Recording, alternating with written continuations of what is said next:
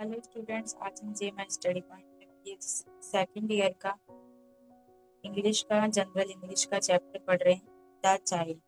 जो मुंशी प्रेमचंद जी जो है उनकी स्टोरी है ये, और उन्होंने ही लिखी है ये जो द चाइल्ड जो लेसन है वो चैप्टर नंबर 3 है आपका।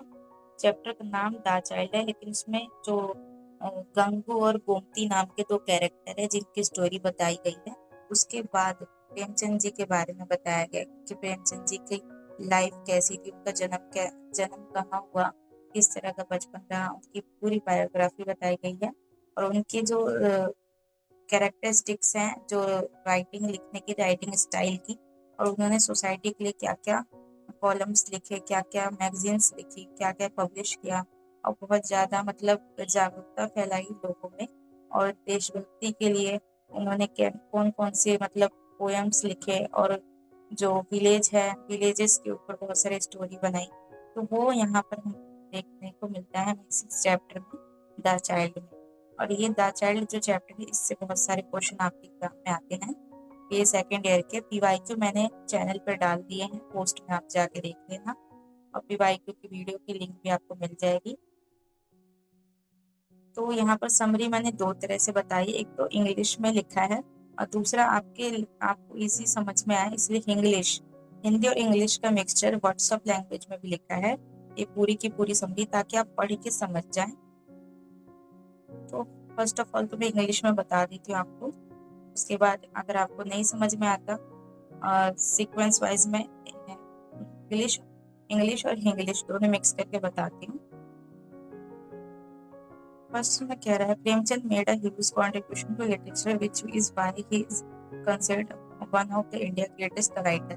पहली बात ये कही गई कि इंडिया के सबसे ग्रेटेस्ट राइटर थे वो प्रेमचंद जी जो थे। Even today his story are read with great एथोरिसिज्म, यानी आज के टाइम में जो हम उनकी स्टोरीज को पढ़ते हैं तो बहुत ज्यादा वो प्राउड मोमेंट होता है, क्योंकि प्रेमचंद जी ऐसे लेखक थे जो अंग्रेजों के टाइम पीरियड में रहे हैं, और उन्होंने सोसाइटी को किस तरह जागरूक किया ये भी उनके कलेक्शन में हमें देखने को मिलता है स्टोरीज में।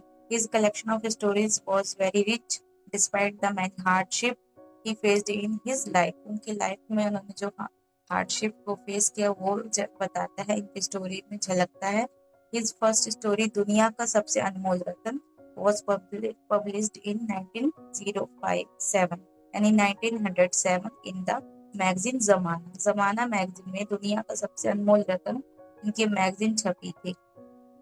इसके बाद इन 1936 he was elected as the first president of the Progressive Writers Association in Lucknow. However, due to continuous illness, he passed away 8 October 1936 में उनकी डेथ हो गई बीमारी के कारण, बीमार होने की वजह से। तो ये तो रही शॉर्ट में उनके इंट्रोडक्शन। इसके बाद इनकी पूरी ब्रीफ में समरी मैंने लिखी है यहाँ पर। इन द 19th और 20th century culture underwent many major changes and the impact of these changes in visual in Premchand's story and novels. In his early story like दुनिया का मून रत्न, शेख महमूद, ये मेरा वतन, सिले मौतम, और बड़े घर की बेटी, गरीब की हाय, he celebrated Indian civilization and traditions without even mentioning the British Empire. उन्होंने अंग्रेजों के किसी भी चीज को इंक्लूड किए बिना, अंग्रेजों का कहीं पे भी जिक्र किए बिना, वो बहुत सारी चीजें इंडिया के ट्रेडिशन को दिखाई है और सिविलाइजेशन को यहाँ पर बताने की अपनी स्टोरीज में कोशिश की है। कि बड़े घर की बेटी है तो इस स्टोरी में क्या होगा, गरीब की हाय का मतलब क्या है यहाँ पर, मतलब जो गांव का जो समाज होता है उसके ऊपर स्टोरी बहुत ज्यादा लिखी है। गरीब और मजदूरों के ऊपर बहुत ज्यादा स्टोरीज बनाई है उन्होंने, लिखी है, पब्लिश की है। The plot of Premchand stories always included bravery, sacrifice, and good ideals. He also portrayed the social evils prevalent among common people in his story. His story features farmer, labor, clerk, officer, and people wearing both धोती और western clothes. जो लोग धोती और कुर्ता पहनते थे और जो लोग western countries के ड्रेस पहनते थे, यानी सूट हो गया, सूट और पैंट हो गया, थ्री पीस सूट और जीन्स हो गया, अमेरिकन स्टाइल हो गया। तो उन सब के लिए अलग अलग स्टोरी उन्होंने लिखी है, लेबर के लिए लिखी है, फार्मर के लिए लिखी है।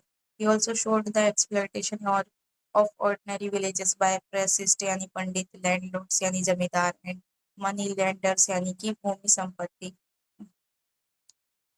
जो भू स्वामित्व है, जो भूमि के मालिक है जमीनों के।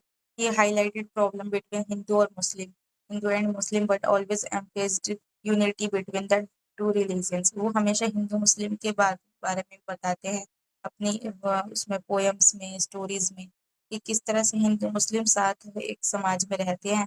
कई बार आपसी मतभेद भी होते हैं, लेकिन वो एकता के साथ समाज में रहते हैं मिलजुल कर। Premchand connected a person inner struggle and social upheaval in his story. उन्होंने प्रेमचंद जो है वो एक इंसान की स्ट्रगल को बताया है कि अंदरूनी मानसिक स्ट्रगल क्या होता है, बाहरी सामाजिक स्ट्रगल क्या होता है, समाज में रह रहे सोसाइटी में वो क्या क्या फेस करता है, एक मजदूर, एक किसान, उन सब चीजों के बारे में यहाँ पर बताया। His writing style was not just entertaining, his also had a strong command of the Urdu. वो उर्दू बहुत अच्छा, उर्दू पे बहुत ज़्यादा पकड़ थी उनकी अच्छी। उर्दू लैंग्वेज में उन्होंने शुरुआत में अपनी राइटिंग स्टाइल स्टार्ट की थी, राइटिंग स्टार्ट किया था, लेकिन वो सफल नहीं हो पाया। तो बाद में उन्होंने क्या किया कि पत्रकारिता भी कर चुके थे वो, उन्होंने टीचर की भी जॉब की थी काफ़ी साल तक।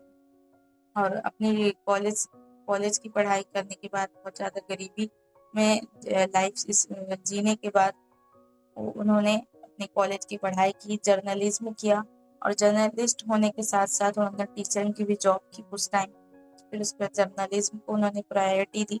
जर्नलिज्म के बाद साइड बाय साइड वो लिखते भी थे, तो उर्दू में लिखा उन्होंने, उर्दू में कुछ चीज़ें पब्लिश की, वो सफल नहीं हो पाई, तो बाद में उन्होंने हिंदी में ट्राई किया। तो वो बहुत ज़्यादा recognised as a good journalist थे। आपको रियल एक बात और बताती हूँ कि जो प्रेमचंद थे उनका असली नाम घनश्याम था। घनश्याम या घनानंद, घनश्याम या घन इस तरह के कुछ नाम था, एक और नाम है उनका, लेकिन घनश्याम नाम ज़्यादा फेमस है, तो ये उनका नाम था रियल नेम। लेकिन प्रेमचंद उनको उनकी प्रेम की जो कविताएं थी, उनकी जो कविताओं में जो प्यार मिला समाज को, तो उस पे एक किसी न किसी विद्वान ने, किसी न किसी व्यक्ति ने समाज के उनका नाम रख दिया प्रेमचंद। उनकी राइटिंग स्टाइल में और राइटिंग में, या उनकी बायोग्राफी जिन्होंने लिखी होगी, उन्होंने उसको नाम दे दिया, उस राइटर को, प्रेमचंद। वैसे वो प्रेमचंद नाम से बहुत ज़्यादा फेमस है। As a journalist his writing were influenced by the freedom movement. उनकी जो राइटिंग स्टाइल थी वो आज़ादी की लड़ाई के लिए, आंदोलन के लिए बहुत ज़्यादा एक एक तरह से कहते हैं कि वो थी, इंस्पायर थी। नेक्स्ट हम देखते हैं प्रेमचंद इंट्रोड्यूस रियलिज्म की बात करते हैं वो हिंदी लिटरेचर में, यानी यथार्थवाद, समाज की सच्चाई को दिखाते हैं, कोई दिखावा नहीं करते। नए डेवलपमेंट की बात करते हैं वो, रिलीजियस टेल्स की बात करते हैं वो, रियल लाइफ की बात बताते हैं, सोशल ट्रुथ बताते हैं, समाज की सच्चाई को सामने लाते हैं, समाज में अपराध को बताते हैं, करप्शन को बताते हैं, ब्रिटिश गवर्नमेंट किस तरह रूल कर रही है ये भी बताया। दहेज के बारे में लिखा उन्होंने, डॉरी प्रथा, पॉवर्टी यानी गरीबी के बारे में, और जमींदारी सिस्टम के बारे में भी लिखा कि जमींदार लोग किस तरह गरीबों को लूटते थे, सब किसानों पे कितना टैक्स वसूलते थे, अंग्रेजों ने क्या क्या जुल्म किए। इन सब चीज़ों पे उन्होंने बहुत सारी स्टोरीज लिखी है, और उनकी स्टोरीज को पढ़ के पता चलता है कि ये सारी चीज़ें उनकी स्टोरीज में हमें समझने को मिलती है। He had a good understanding of human psychology and the ability to understand the complexities of life. He also depicted the decline of the old way of life and the rise of new cities. His power of observation and listening were very sharp. उनकी power, listening power और observation power बहुत ज़्यादा तेज थी, because he is portrayed village life in its true form. People called him a realist. उन्होंने यथार्थ को महत्व दिया था, यानी सच्चाई को महत्व देते थे, इम्पोर्टेंस देते थे। इसलिए उनकी जो हर चीज़ जो पावर थी, ऑब्जर्वेशन पावर, और जो वो गाँव के समाज में रहे थे, उनकी पैदाइश थी, तो इसलिए वो रियलिस्ट कहलाते थे। The child is one of his lesser known story, which begins with an illiterate Brahmin servant. इस अपनी जो स्टोरी है द चाइल्ड, इसमें पहले तो मैंने आपको जो चैप्टर के जो राइटर हैं उनके बारे में पहले ही आपको बता दिया डिस्क्राइब करके समरी के थ्रू, ताकि आपको समझ में आए कि जो राइटर है वो कौन थे, क्या थे, क्यों इतने फेमस है, क्यों आप इतने साल से पढ़ते आ रहे हो उनके बारे में। और ये जो स्टोरी है वो इन्होंने लिखी है, तो इन्होंने क्या इस स्टोरी में शो करने की कोशिश की है। तो इन्होंने बताया है कि ब्राह्मण था, ब्राह्मण समाज का एक नौकर था, गंगू नाम था जिसका। वो एक सुपीरियर टू अदर सर्वेंट, वो बाकी नौकरों से थोड़ा अलग था बिकॉज ऑफ हिज कास्ट। उसकी जाति नीची थी, अ, जाति नीची थी या फिर शायद वो गरीब का नौकर थी इस वजह से। और the story is written in Premchand usually truthful style and rural setting. उन्होंने शहरी स्टाइल में बताया है और है, लेकिन गांव के समाज की story. The narrator of the story is a home owner and also a writer. It is possible that the narrator is a reflection of Premchand himself. इसमें स्टोरी में उन्होंने नरेटर यानी कि खुद के बारे में बताया कि मेरे घर पर जो नौकर काम करता था वो क्या था, अपने आप को मतलब शो किया, अपनी स्टोरी बताई है, इस तरह से उन्होंने शो किया है। The story begins when the narrator hears that his honest servant Gangu, बहुत ज्यादा ईमानदार सर्वेंट था Gangu, wants to leave his job, वो काम छोड़ के जाना चाहता था। hearing this the narrator becomes worried, तो वो बहुत ज़्यादा परेशान थी कि वो काम क्यों छोड़ रहा है। When he learn that Gangu want to marry notorious widow named Gomti, एक विधवा औरत से वो शादी करना चाहता है। तो जो नरेटर हैं यानी कि जो प्रेमचंद जी हैं वो बहुत ज़्यादा परेशान हो जाते हैं, हैरान हो जाते हैं कि एक विधवा औरत के लिए वो मतलब एक तरह से मिसाल कायम कर रहा है, उसको नया जीवन दे रहा है, उससे शादी कर रहा है। लेकिन जब वो पता लगाते हैं कि गोमती जो है वो पहले से ही 3 बार शादी कर चुकी है, वो बहुत ज़्यादा बैड रेपुटेशन की लेडी है समाज में।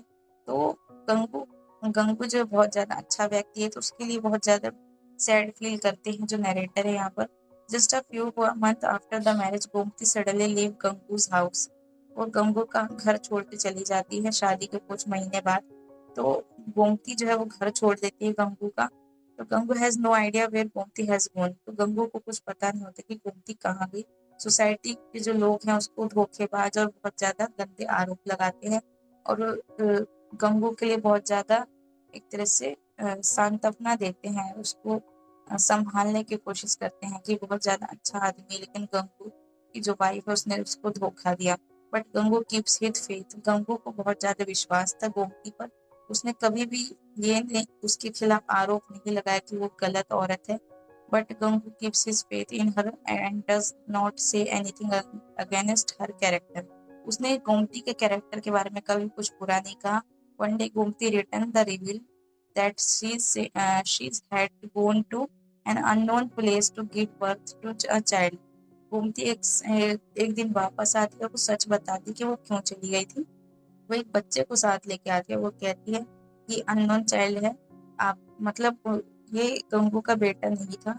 फिर भी जो गंगू है वो उसको कुछ नहीं कहता, वो उसको एक्सेप्ट करता है बिना किसी शिकायत के। Gangu is overjoyed and accept Gomti and her child without any complaint. वो गोमती पर बहुत ज्यादा विश्वास करता था, उसे रिस्पेक्ट करता था। और the narrator tries to reason with him but it has no effect on Gangu, Gangu को कोई फर्क नहीं पड़ता था कि समाज के लोग क्या कहते हैं, नरेटर जो है जो मालिक है उनके वो क्या सोचते हैं। वो अपनी बस उसकी खुशियां देख रहा था कि जो वाइफ है उसकी उसको खुश कैसे रख सके, समाज के आरोप से कैसे बचा रह सके। तो ये स्टोरी एक तरह से ये इन्फ्लुएंस करती है कि जब कोई औरत अगर कुछ गलत करती है, तो या अगर गलती नहीं भी होती है उस औरत की, तो भी समाज के लोग उसको किस तरह की क्रिटिसाइज करते हैं, गलत आरोप लगाते हैं, चाहे वो कोई औरत हो या आदमी हो। तो समाज में कई तरह के लोग होते हैं, वो अच्छाई से ज़्यादा बुराई पे ज़्यादा टारगेट करते हैं। अगर कोई इंसान कितना भी अच्छा क्यों ना हो, लेकिन अगर एक बुराई का एक क तिनका भर भी दिख गया तो लोग उसे बहुत ज़्यादा बुरा समझने लगते हैं, बुरी नज़र से देखते हैं। लेकिन जो स्टोरी बताई गई है यहाँ पर ये बताने की कोशिश की है प्रेमचंद जी ने, नैरेटर के जो रोल में है इस कहानी में, वो गंगू और गोमती की स्टोरी में ये बताने की कोशिश करते हैं कि गंगू जो है एक ऐसा व्यक्ति है जो एक विधवा औरत को नया जीवन दे रहा है, अपनी लाइफ को जीने का हक दे रहा है, और उसके बच्चे को एक्सेप्ट कर रहा है। और जो गोमती है वो एक विधवा औरत होने के बाद भी उसे वो सम्मान देने की कोशिश कर रहा है, तो उसे मिलना चाहिए। नॉर्मली क्या होता है कि हमारे भारत के जो पुराना जो समाज है उसमें सती प्रथा होता है कि मतलब वाइफ को भी जिंदा जला दिया जाता था उसके हस्बैंड के चिता पर ही।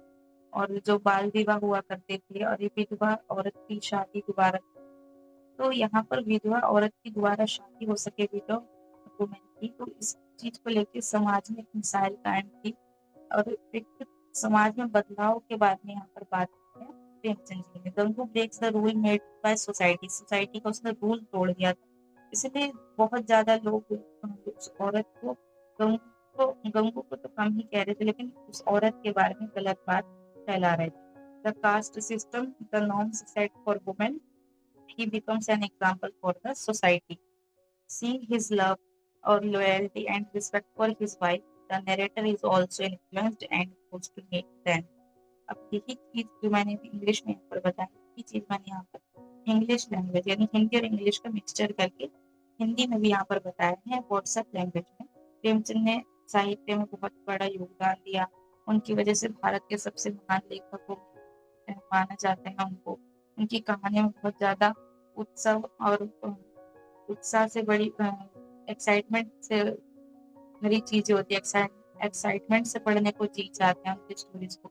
ये सारी चीजें लिखी है और जो मैंने अभी एक्सप्लेन किया वही बात मैंने यहाँ पर लिखी है अ, हिंदी और इंग्लिश के मिक्सचर लैंग्वेज में। तो वो आप अगर इंग्लिश में आपको समझ में आता इस लैंग्वेज में यहाँ पर पढ़ सकते हैं इजीली। उनकी पहली बुक थी दुनिया का सबसे अनोखा रत्न 1907 में, जो जमाना पत्रिका में छपी थी। यहाँ से आप देख लीजिए, सोच के मैंने इंग्लिश में बताई वही सारी चीजें यहाँ पर हिंदी में एक तरह से ट्रांसलेट की हुई है।